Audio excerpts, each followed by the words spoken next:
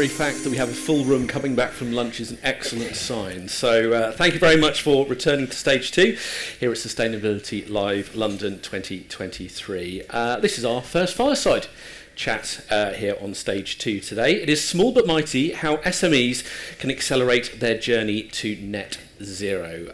My guests are Emma Hurd, Head of Carbon Services ESG at Inspired PLC, and Talia Goldman, ESG Manager at Colpac. You're both very, very welcome. Thank you for joining us. And I have the ultimate icebreaker to begin with. As I just want to go through how this actually came about, this particular fireside. I understand there was an email sent after you attended Sustainability Live 2022. Yeah. I had a real moment last year. It was a fantastic conference, and I left very much the feeling that, you know, I work for a manufacturer, I work for an SME, and we often find that we go to shows and conferences, we sort of disappear in the supply chain, and we often don't get the opportunity to, you know, we hear a lot from very small companies, very large companies, but that real sort of medium manufacturer, I don't often get to hear or learn from a lot. So I sent a very positively worded feedback of wanting to be able to have a session where we could, you know, have more SME chat. So it's kind of where the idea was then born with Inspired, where I said, like, oh, it'd be nice to maybe do something together, and here we are. So here we are. That's the risk you take when you email after coming to Sustainability Live. You might end up here next time, and we might even ask you to do a song. Who knows? Anyway. Bad idea. We were making the joke about the Britney mics at the side. Yes. Anyway, we move on. So, small but mighty, how SMEs can accelerate their journey to net zero. Well, let's first of all, let's get you familiar with our panel here today. Emma, if I could start with you, briefly introduce yourself and the organisation you're from. No, absolutely. So, hi everyone, I'm Emma. As you said, I'm the Head of Carbon Services at Inspired. I've worked in the business for about 10 years now, working through various stages of carbon legislation schemes. The business has been around, in particular the ESG division, for about 3 years now, and we're just developing and growing with the growing legislation that is happening across the board in the ESG space. Talia? Yes, I'm Talia. I'm the Environmental Social Governance Manager at Colpac. We are an award-winning designer and manufacturer of sustainable and innovative paperboard food packaging products. So we design an extensive range of recyclable and compostable food packaging, primarily for the on-the-go market, exporting to over 60 countries worldwide, but our main manufacturing site is up in Bedfordshire. Okay. So what we're particularly looking at is SMEs and how they can accelerate their journey to net zero, because for larger organisations, I'm sure there is a bigger budget for that kind of thing. So let's dig into how SMEs can play their part and what they can proactively do. So with net zero and sustainability becoming such prominent subjects because of events such as this, why is it essential for SMEs to do their bit? I guess that's the initial starting point. Emma, I'll start with you. No, absolutely. So, I mean, we focus very much on the large businesses in the game with legislation. Everything's focused towards those large businesses that meet those criteria. But as you said, Talia, like, SMEs do not get a look in even those legislative points, but it hits so much of the market and so many emissions and consumption across the board in the operating space. I think, Talia, we were talking the other day, weren't we, about how SMEs actually form 99% of the business operations, with large businesses only forming that 1%. Yet all of our focus towards net zero, all of our focus towards the legislative schemes that make people aware of the focus to net zero and getting there, actually hit that 1%. How are we going to get to net zero if we don't focus on that 99% as well? Yeah, absolutely. And I think that's the thing with, it's 99% of businesses in Europe being SMEs. That's an extraordinary percentage of businesses. That's the majority, vastly the majority of businesses. And I think when it comes, obviously, we do need our larger businesses to make that, bold and significant change, make that step forward, show that leadership. But there is a huge opportunity for businesses of all sizes to show leadership within their own sectors, within their own industries, and just think of that 99% together. We become this incredible tour de force, like incredible opportunity for leadership and for actual real world change when it comes to the climate and to also biodiversity crises and sort of every crisis in between that as well. And so I think we have to take that proactive step forward as SMEs. it might not mean we can do as much as larger companies because we have to work with a lot less, but every little incremental step makes such a difference. And also, from our perspective, for us, it's become a complete commercial no-brainer. We don't have a choice but to engage in net zero because we want to compete with our larger competitors, because we want to make that change. We fundamentally believe in business as a powerful force for good, to be able to move beyond governments in so many ways. And I mean, I always ask us fundamentally, why should we leave that to big businesses to do that when we can make so much change together? So yeah, it's that proactive step forward in so many different ways is so important.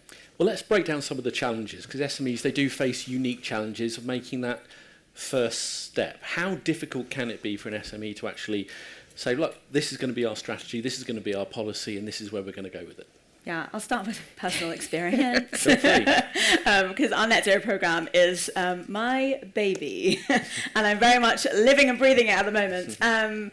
So I think, when we talk about net zero programs, obviously there's lots of challenges facing us, but also lots of opportunities, and lots of challenges that we face alongside large businesses too. So things like supply chain transparency and traceability, getting data, it's hard for everyone. But I think there is this unique position of SMEs in that respect where cost and resource are massive, but in particular, lots of technology out there and lots of different solutions are out there, but a lot of the time they're built for large companies and they have the price tag to match, and we can't do that. I think also one that I talk to Emma and her team about a lot, and I get ready, heads up about, is this pressure for knowledge. And the pressure on SMEs and on sustainability managers within SMEs to have very specialist knowledge and to know what to do and how to do it. But you don't know what you don't know until you know what you don't know. And so for us, I think there is, one of the reasons that we went and decided to go with Inspired is that I have a background in environmental policy, communication and campaigning. I do not have a technical background, and yet I wanted to have that ambition and put that net zero program forward. And so we started looking for partners to work with. I've looked at so many different solutions out there, and ultimately went with a company that, from our first conversation, was able to help me to understand what I needed and how I needed to go about it, and exercise most incredible patience. Honestly, two of Emma's colleagues need an award for the amount of questions I asked them. And through them found a great partner. And I think that's, I think often we forget to have that conversation about knowledge and how do you find knowledge and how do you acquire it and how it's okay not to have it. I think it's a really big issue.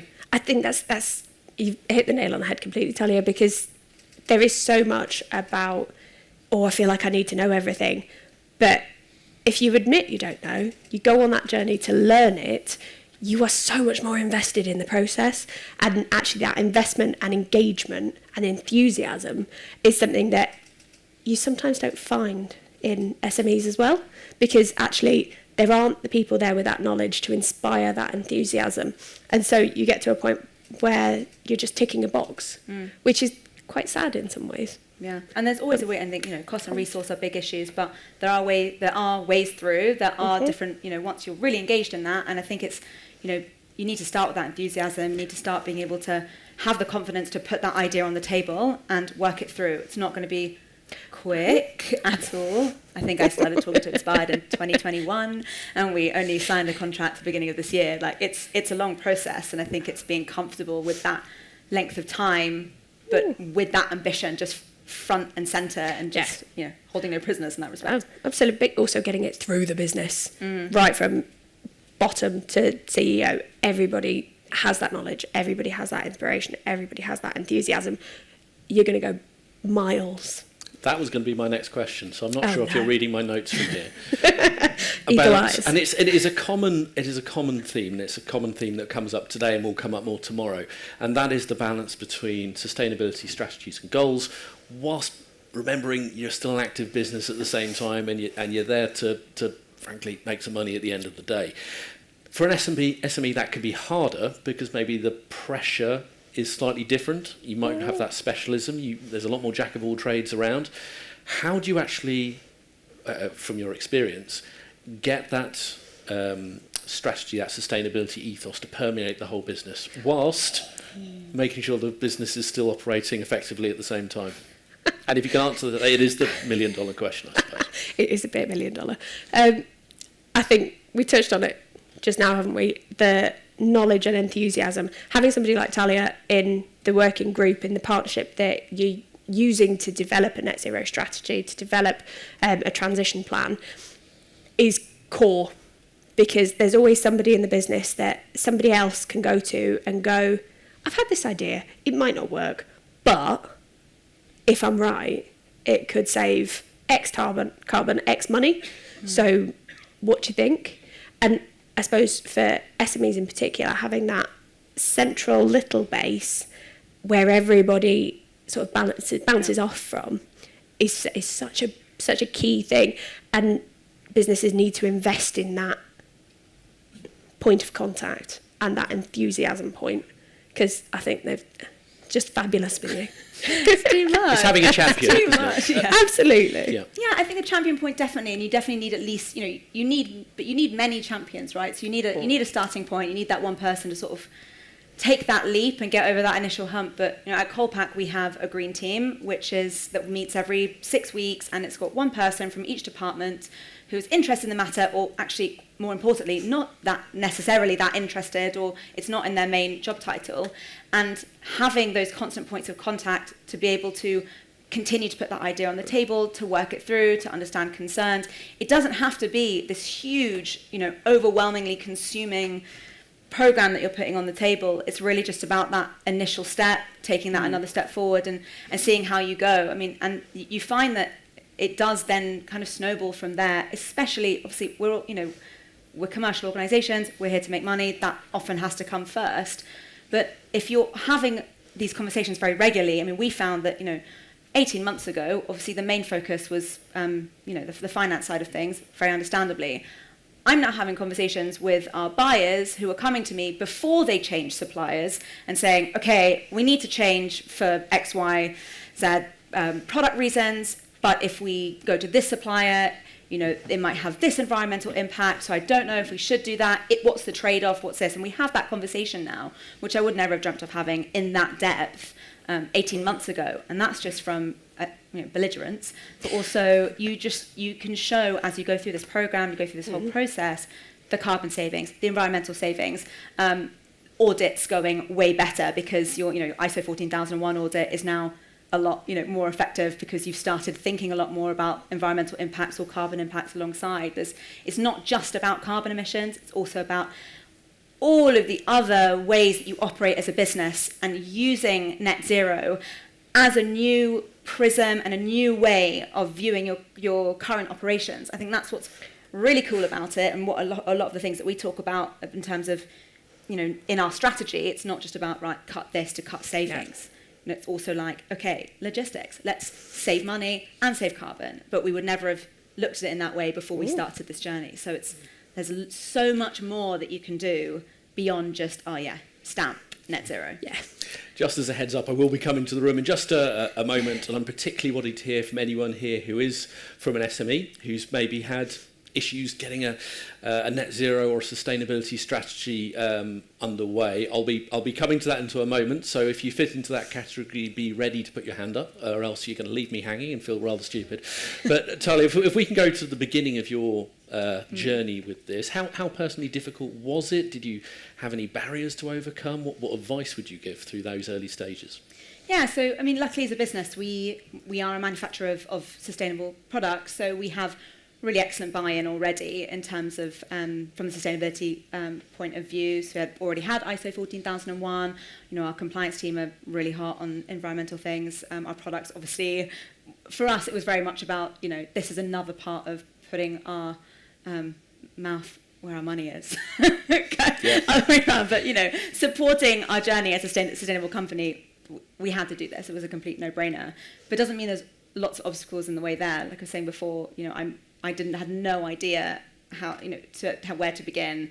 Idea of calculations made my head hurt, and so I think the main thing was, it sounds really basic, but it's just talking, and it's having that conversation, and it's starting to have that conversation with multiple people in the business. Obviously, you have directors and a board that need to be convinced, but actually, it's thinking about, okay, it's let's talk to compliance, let's talk to purchasing.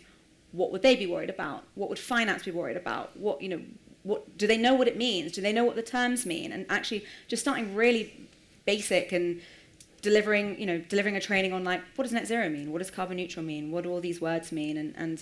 And showing them why it's important, like giving them 3 reasons on the table why it's important for your business. And 3 reasons, you'll find so many more than 3, but just start with that 3, push that forward, repeat it and repeat it and repeat it, and then add another reason, add another person in the business, and just build it from there, and be patient and be ready to have people not understand what you're saying or not want to be on board, but there's always a way through, but you personally have to be very invested and very dedicated to making it happen. Sort of growing it as you go. Well, I'm going to turn to the room now. This is where I desperately hope that I have great faith in you. Do we have anyone who would... I'm looking for any hands. Oh, we have one. Centre in the red, please, Charlie, who's making her way to you now. Hello. Hi. Thank you so much. Laura Fairley, I lead on the environmental sustainability at Save the Children UK. We're not all here to make money, but I guess we are. But just sorry, no. I'm probably in the minority. Really brilliant talk, part of a brilliant day. My question is just that I've got an issue with language and the general concept of net zero, and how it effectively means we have to offset. Right, as a definition, as a term, I'm staunchly against offsetting, at least at this stage. So I just wanted to hear from yourselves, what kind of advice would you give to organisations who want to start using the language of net zero, but are also averse to offsetting and want to sort of do everything that they can to actually reduce the harm before getting involved in potentially damaging schemes? And that also brings the issue of organisations using it as an excuse to not reduce their harm. But any kind of reflections on that element of net zero for SMEs would be super helpful. Thank you. Yeah, I feel very, very strongly about offsets as well, and made it very clear in my company that we are reduction first.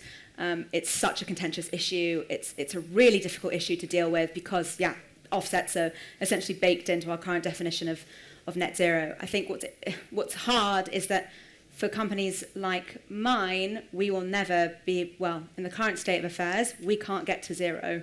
And so we're sort of faced with this inevitability of offsets, which we're hoping will change as we go forward. But I think it's what's really important is making it very clear the distinction between net zero and carbon neutral, and you're seeing a lot of companies now who are sort of rescinding their carbon neutral targets and now saying it's not worth just endlessly buying offsets to get down to zero. That doesn't mean anything in terms of real world impact. So I think making that distinction is really important, and then putting forward very clearly that you are reduction first net zero. It's going to take a while to make that reduction, and you hope that there'll be a lot more changes coming that will actually mean that it doesn't have to be 10% offset, and you can keep going that down. So I think that's how we're approaching it at the moment, and making it very clear that we are reduction first. But it's definitely it's very hard because we are dealing with this. Offsets are still a contentious issue. Oh, absolutely. And I think one of the core things is that definition between carbon neutral, as you said, Talia, and net zero, in that for net zero, the offsetting is the absolute last resort. And that is consistently the way that we work with every business that we work with to achieve net zero. If you want to, and it's what you're about, and that's fine, you can be carbon neutral on the way to net zero, but putting those investment opportunities and that low cost, no cost, high cost, short, medium term investment plans into place, or not even investment plans, behavioural changes, things that are no cost, particularly if you've got a lesser budget and you are constrained by that.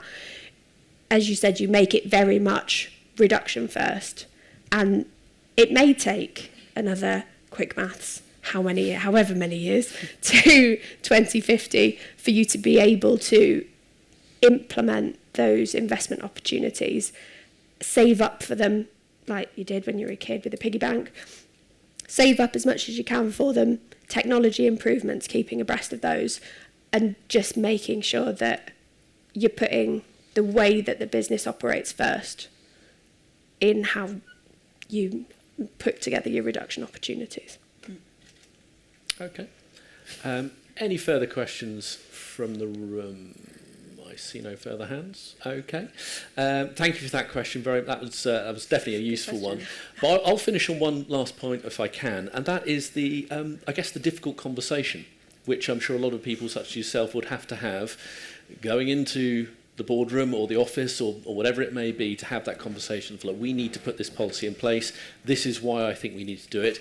And by the way, it might cost us a little bit of money to get this underway. How do you start that conversation? How do you go about tackling that issue to maybe get that ball rolling, potentially against some opposition?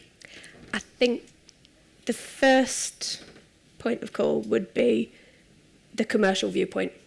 So, as you said, Talia, it's been a no-brainer for you to be able to put this in place, because then actually if you are looking at tendering for the business of a bigger player and a bigger business, they're asking for science-based targets to be verified. They're asking for a transition plan to net zero.